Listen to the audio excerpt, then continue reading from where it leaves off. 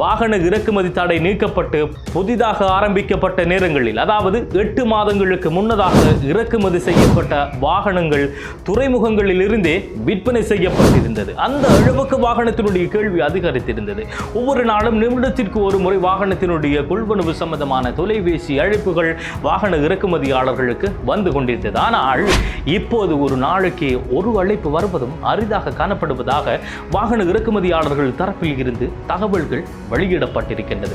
அது மட்டுமல்லாமல் அரசாங்க தரப்பில் இருந்து புதிதாக ஒரு சட்டமும் கொண்டு வரப்பட்டிருந்தது. புதிதாக இறக்குமதி செய்யப்படுகின்ற வாகனங்கள் சுங்க திணைக்களத்தில் இருந்து பதிவு செய்யப்பட்டு துறைமுகத்திற்கு வெளியே கொண்டு வரப்படுகின்ற வாகனங்கள் அந்த திகதியில் இருந்து 3 மாதங்களுக்குள் இலங்கை மோட்டார் வாகன பதிவு திணைக்களத்தினால் பதிவு செய்யப்பட வேண்டும்.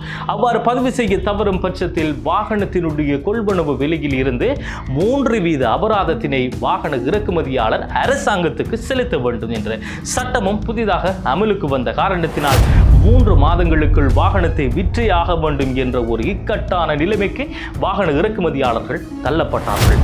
எரிகின்ற நெருப்பில் பெட்ரோலினை ஊற்றுவது போன்று புதிய வருடத்திற்கான பட்ஜெட் அறிவிப்பு காலமும் நெருங்கிவிட்டதால் புதிய பட்ஜெட்டில் வாகன இறக்குமதி தொடர்பான வரி குறைப்பு காணப்பட்டால் வாகனத்தினுடைய விலை குறைவடையும் என்ற செய்தி பரவலாக காணப்படுவதால்